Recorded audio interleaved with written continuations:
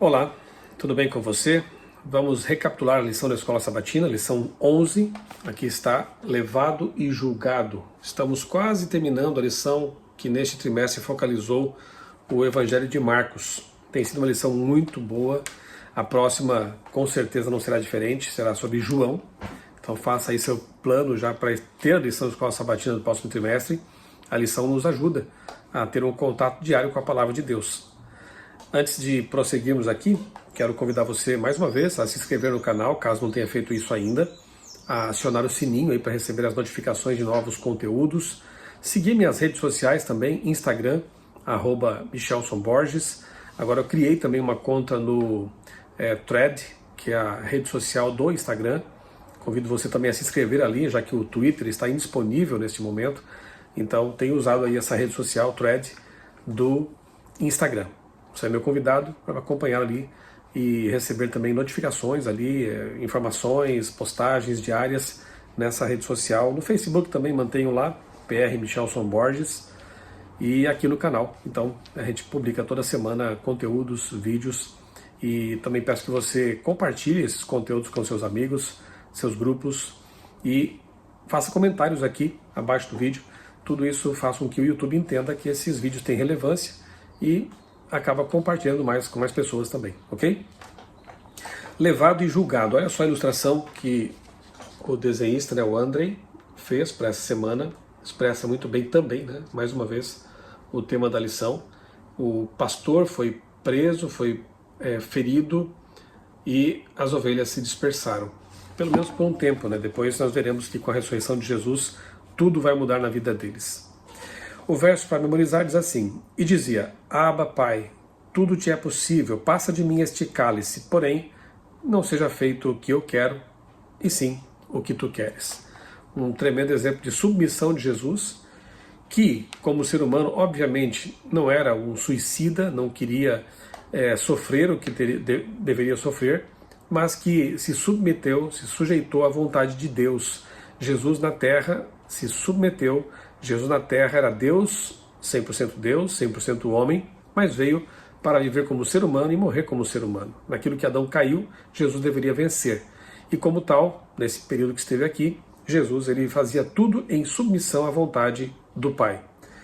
A maioria dos eventos de Marcos 14 a 16 ocorreram entre quinta e sexta-feira da Semana da Paixão.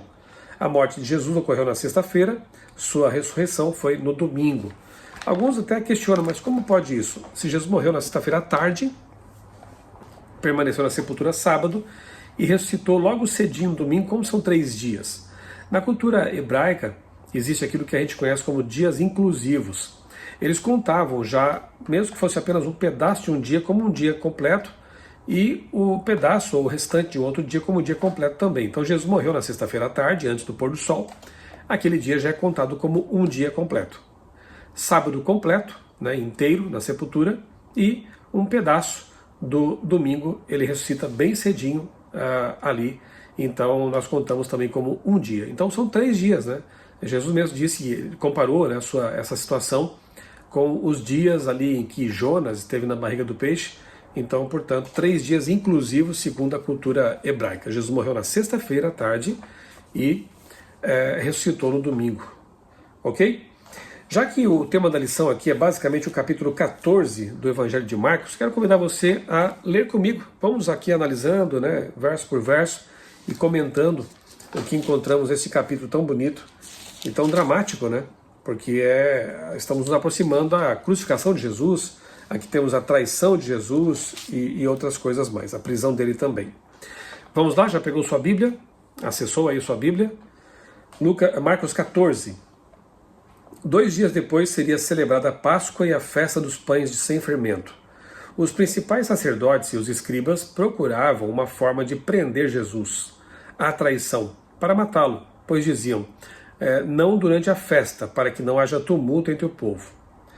Quando Jesus estava em Betânia fazendo uma refeição na casa de Simão, o leproso, veio uma mulher trazendo um frasco cheio de alabastro com um perfume muito valioso, de nardo puro, e quebrando o frasco derramou o perfume sobre a cabeça de Jesus.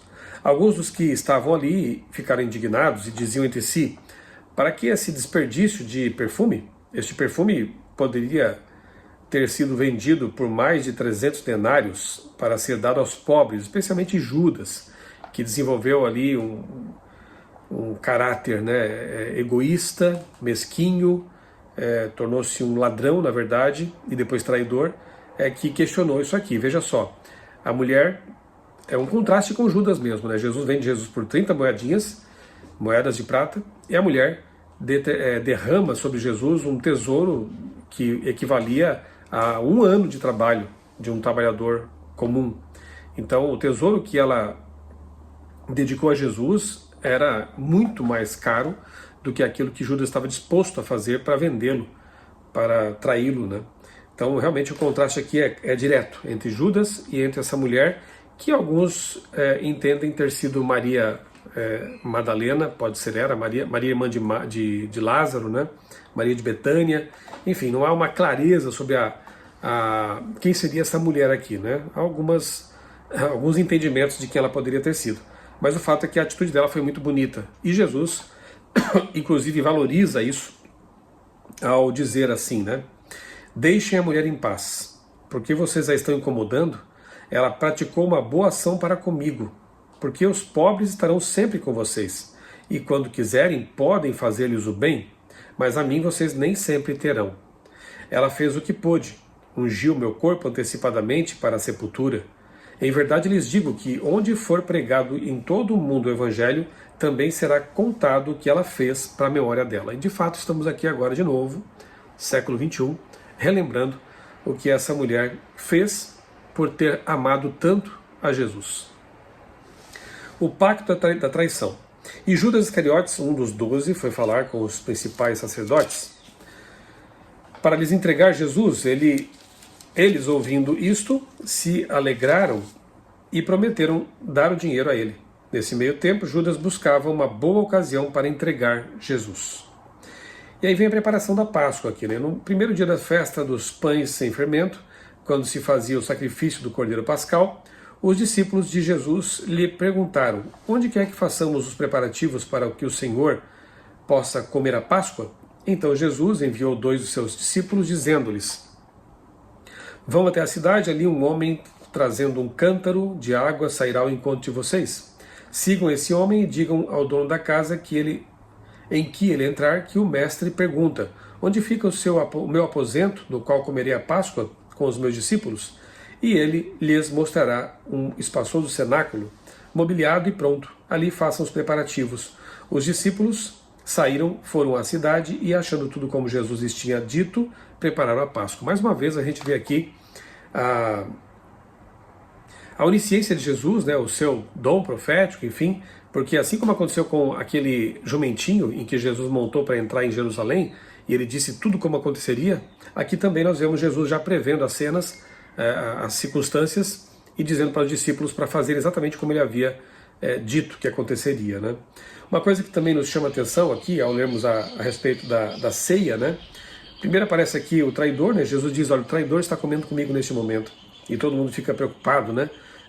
Seria eu, Senhor, né? Judas já sabia então que era ele. Veja que Jesus está dando oportunidades para que Judas se arrependa. Inclusive lá no momento em que ele vai trair Jesus com um beijo, Jesus o chama de amigo. Eram várias oportunidades para que Judas pudesse aproveitar e se arrepender do que havia feito.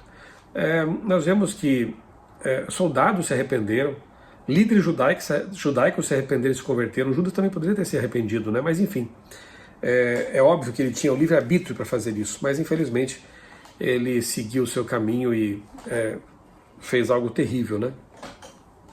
Nessa ceia aqui, em que Jesus diz assim: este pão é o meu corpo, este cálice com o suco da uva é o meu corpo, é o meu sangue, e não podia ser o vinho, né, fermentado, porque o fermento nessas ocasiões era proibido, símbolo do pecado. O pão era sem fermento e o vinho também tinha que ser sem fermento, portanto era suco puro da uva, né? São símbolos, obviamente, né? A Igreja Católica transformou isso num dogma chamado de transubstanciação, como se o sacerdote, ao erguer lá a hóstia, o pão e o cálice do vinho, ele transformasse aquilo literalmente em pão, em corpo de Cristo e sangue de Cristo. Mas não é assim, obviamente. Aqui é uma simbologia. Jesus diz, é como se isso fosse o meu sangue, né? É como se isso fosse o meu corpo, comam e bebam. É óbvio que alguns não entendiam isso, alguns pagãos pensavam que os cristãos eram como que canibais, né?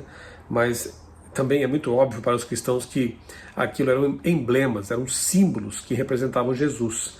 E nós temos que ter Jesus tão intimamente perto de nós, como se fosse o nosso próprio alimento, aquele que nos nutre, aquele que nos alimenta constantemente.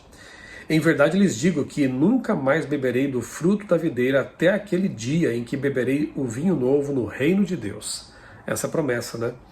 De que Jesus um dia, quando voltar, vai nos receber com uma festa e vai beber de novo do fruto da vide, né? do suco da uva, suco puro da uva. Bem, o interessante é que aqui não aparece o cordeiro, né? De fato não havia cordeiro nessa janta, nessa ceia pascal, porque o cordeiro estava ali com eles. Então Jesus é o cordeiro de Deus que tira o pecado do mundo. Aqueles cordeiros que eram sacrificados na Páscoa, que obviamente remetiam ao êxodo, à libertação do povo hebreu, na porta dos quais o sangue foi pintado para indicar que eles aceitavam realmente a proposta, né, a salvação oferecida por Deus, aqueles cordeiros apontavam para Jesus. Então nessa ceia não havia cordeiro, havia Jesus, o verdadeiro Cordeiro de Deus. Jesus disse aos discípulos, serei uma pedra de tropeço para vocês, porque está escrito, ferirei o pastor e as ovelhas ficarão dispersas, mas depois da minha ressurreição irei adiante de vocês para Galiléia. Aqui então Jesus cita uma profecia, né, ali de Jeremias, e nós vemos então o cumprimento da profecia, quando Jesus morre e as ovelhas, que são os discípulos, acabam sendo dispersas, né? Então Pedro disse a Jesus, ainda que o Senhor venha a ser um tropeço para todos, não será para mim. Mas Jesus lhe disse, em verdade lhe digo que hoje, nesta noite, antes que o galo cante 2 vezes, você me negará 3 vezes. Mas Pedro insistia com mais veemência, ainda que me seja necessário morrer com o Senhor, de modo nenhum negarei. E todos os outros diziam a mesma coisa, infelizmente eles acabaram negando o que haviam dito, né? E na verdade Pedro, quando nega Jesus, mais adiante, ele acaba cumprindo a profecia de Jesus e até provando a messianidade dele, né? Porque Jesus sabia o que aconteceria. E depois vamos ver como é que foi a restauração de Pedro. Jesus no Getsemane, o Jardim das Oliveiras, né? Então foram a um lugar chamado Getsemane, ali Jesus disse aos seus discípulos, sentem-se aqui enquanto eu vou orar. E levando consigo Pedro, Tiago e João, sempre os mais íntimos, os mais chegados, né, começou a sentir-se tomado de pavor e de angústia. Jesus, repito, estava aqui na condição humana. E como tal, ele sentiu angústia, sentiu medo, sentiu fome, frio, tudo que nós seres humanos também sentimos. E por isso que Jesus, ele é chamado por Paulo daquele que é o nosso sumo sacerdote e que a nossa semelhança foi tentada em todas as coisas. E que por isso pode se compadecer de nós também. Jesus é o Deus que sabe como é ser humano. A minha alma está profundamente triste até a morte. Fiquem aqui e vigiem. E adiantando-se um pouco, prostrou-se em terra e orava para que, se possível, lhe fosse poupada aquela hora. E dizia, Pai, Abba, Pai, tudo te é possível, passa de mim este cálice, porém não seja o que eu quero, e sim o que tu queres. E não foi como Jesus queria, de fato foi como Deus havia planejado, né? Que ele seria o resgatador da humanidade. Isso aqui nos faz lembrar do Pai Nosso, né? Da oração do Pai Nosso. Pai nosso que está nos céus, e depois diz, seja feita a tua vontade assim na terra como nos céus. Nós temos nossos desejos, temos nossos planos, nossos sonhos, mas devemos sempre submeter tudo isso à vontade de Deus. E saber que se Deus não nos concedeu o que pedíamos, é porque Ele sabe o que é melhor para nós e tem em vista sempre o nosso bem-estar eterno. Voltando, Jesus achou-os dormindo e disse a Pedro, Simão, você está dormindo? Não conseguiu vigiar nenhuma hora? Vigiem e orem, para que não caiam em tentação. O espírito, na verdade, está pronto, mas a carne é fraca. É importante sempre nos lembrarmos de que nossa natureza humana é fraca e que nós precisamos sempre estar conectados com Deus por meio do Espírito Santo. E Jesus orou mais uma vez, e os discípulos estavam dormindo de novo, né? E pela 3ª vez ele orou, e depois ele disse, então agora chegou o momento, né? Ele sabia que o traidor se aproximava. Então Judas vem com uma tropa ali, né, de várias pessoas, né, muitas pessoas, para prender Jesus. Jesus, ele inclusive diz, né, todos os dias eu estava com vocês no templo, ensinando, e vocês não me prenderam, mas isso é para se cumprir as Escrituras. Eles foram à noite, foram escondidos, né? Inclusive, pela legislação daquele tempo, nenhum julgamento poderia acontecer à noite. O julgamento de Jesus foi forjado. Ele poderia até, inclusive, ter se defendido, e poderia até ser solto, caso fizesse isso, mas ele fica em silêncio. Em alguns momentos a gente vê Jesus em silêncio, porque, na verdade, quem estava conduzindo tudo aquilo era Deus, né? Os homens achavam que estavam prendendo Jesus, que poderiam fazer o que quisessem, mas só fizeram aquilo porque Deus permitiu. É óbvio, Jesus é o Criador, e se ele quisesse sair daquela situação, bastava um pensamento. Um jovem coberto unicamente com um lençol seguia Jesus, e eles o agarraram, mas ele largou o lençol e fugiu nu. Há controvérsias também sobre quem seria esse jovem. Alguns entendem que poderia ser o próprio Marcos, que relata esse incidente aqui curioso, né? Um detalhe aqui na narrativa, como que Marcos sabia disso. Outros acham que poderia talvez ser uma outra pessoa, que não seria muito provável que fosse Marcos. Enfim, o fato é que havia alguém ali seguindo Jesus de longe, né? Como também fizeram Pedro e os outros, seguindo, olhando de longe. Então cuidemos com isso também, né? Não siga Jesus de longe, siga Jesus de perto, esteja sempre bem pertinho de Jesus, né? Isso aqui é mais importante. Aí vem aquele julgamento forjado, Jesus do Sinédrio, sendo ali submetido a perguntas e tudo mais, sendo desvirtuadas as palavras dele para tentar incriminá-lo, né? E aí, finalmente, o sumo sacerdote pergunta: você é o Cristo, filho do Deus bendito?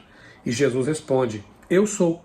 E vocês verão o Filho do Homem sentado à direita do Todo-Poderoso, vindo com as nuvens dos céus.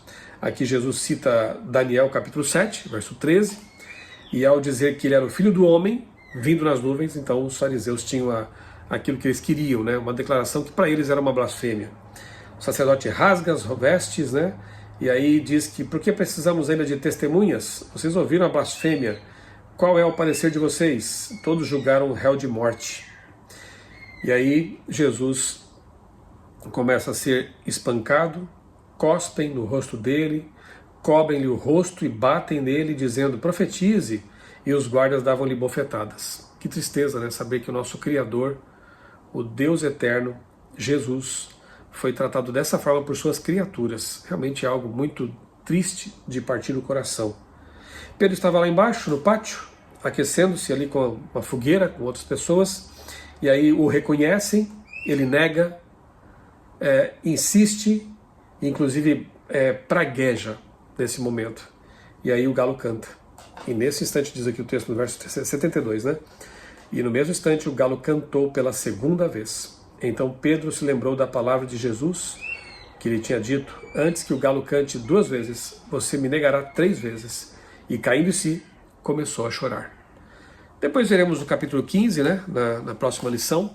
Mas o fato é que, quando você lê, por exemplo, Desejar Outras Nações, de Ellen White, você vê ali que Jesus, ao cruzar o olhar com Pedro, Pedro estava com os olhos inchados pelas lágrimas, com certeza.